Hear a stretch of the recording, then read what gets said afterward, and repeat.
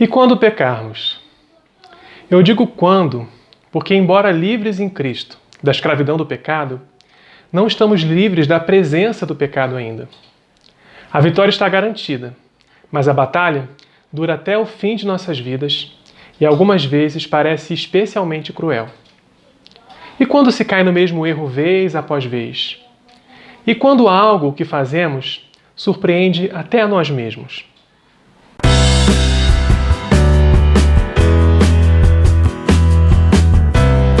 Glória a Deus pela vitória de Jesus.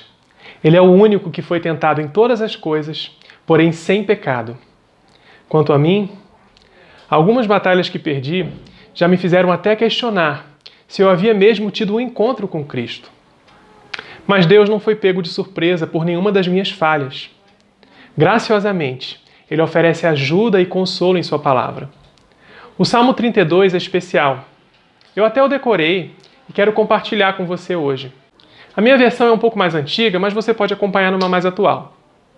Mas antes, eu quero lembrar que você pode ajudar esse canal a crescer no YouTube, divulgando, se inscrevendo, dando um joinha e clicando no sininho para ativar as notificações.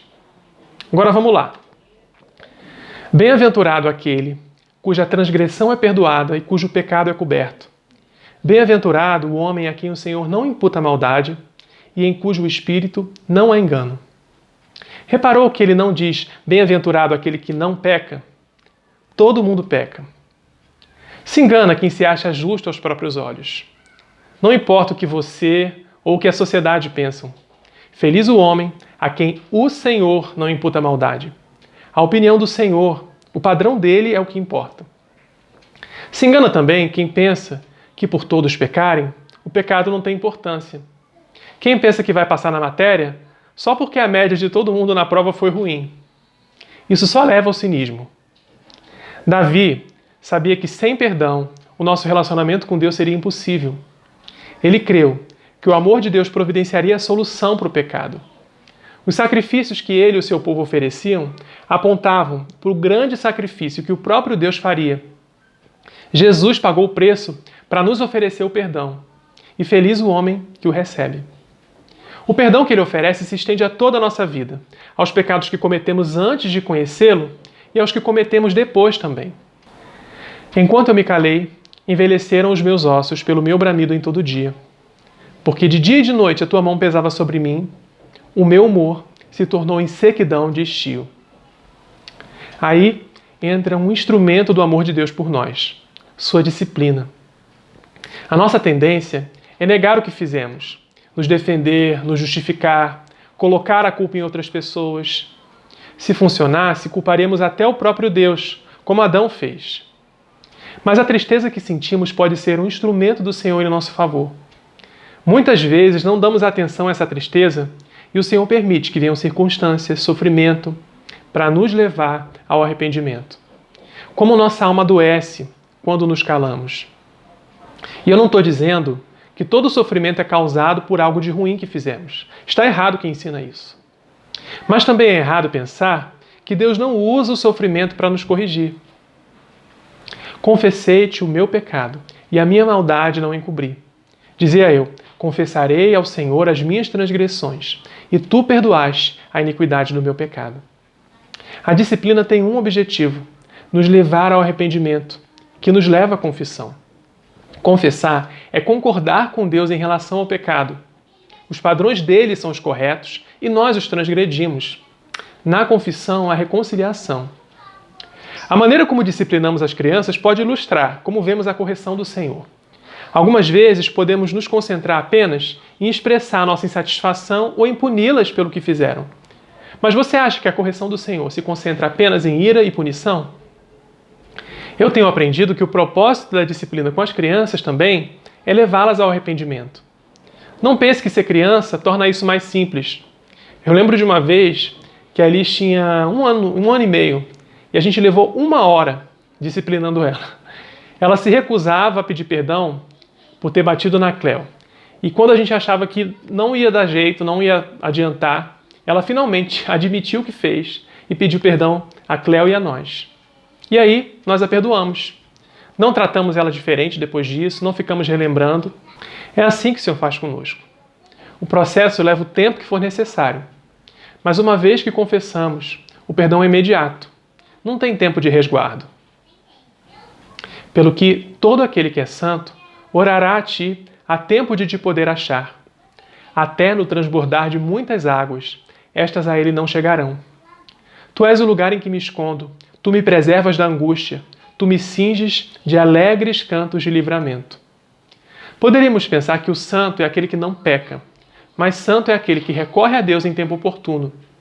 Deus está disponível no momento da tentação para prover o escape e no momento em que estamos nos afogando nas águas do pecado para nos salvar. E o santo clama a Deus no momento em que se dá conta de onde está. Se dá conta do pecado e não clamar por socorro é muito perigoso, porque se o pecado puder nos dominar, ele irá nos destruir. Não pense que pode contorná-lo, dançar com ele. Não deixe de clamar ao Senhor enquanto ele pode ser encontrado. Podemos criar uma ideia de que, ao pecarmos, Deus irá nos rejeitar e nos tratar com desprezo. E quando pensamos assim, quem é que está de braços abertos para nós? O pecado. E eu já vi alguns irmãos se afundando cada vez mais por causa desse círculo vicioso. A resposta para esse engano? A verdade da palavra de Deus. Veja o texto.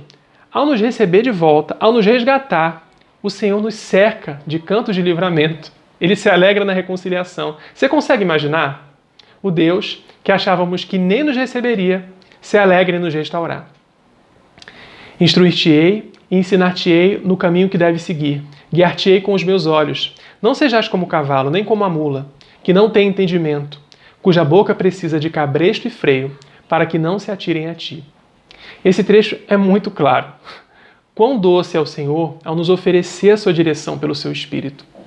Ele está disponível, interessado. Nós seremos maleáveis ou obstinados? O ímpio tem muitas dores, mas aquele que confia no Senhor, a misericórdia o cercará. Quando o justo é corrigido, ele se volta para Deus. Mas o ímpio não consegue ver a dor como um instrumento da misericórdia de Deus. Ele se recusa a se arrepender, mesmo com muito sofrimento. Mas a misericórdia de Deus está disponível para aqueles que, em vez de confiarem em si mesmos, dependem do amor e do perdão de Deus. Alegrai-vos no Senhor e regozijai-vos vós os justos, e cantai alegremente todos vós que sois retos de coração. Mais uma vez, a alegria. A tristeza por ter ofendido a Deus é um sinal de que estamos sendo transformados. Mas não é nela que devemos nos concentrar, e sim na alegria de termos sido perdoados. O perdão de Deus nos torna justos. Mesmo que as nossas emoções não acompanhem imediatamente, devemos cantar, porque o Senhor tornou o nosso coração reto. Um dia estaremos livres da presença do pecado também, unidos para sempre com Ele, juntamente com os retos de coração. Eu oro para que você experimente essa bem-aventurança. O santo não é aquele que nunca peca, mas o que sempre se limpa. O preço pelo seu pecado já foi pago por Jesus.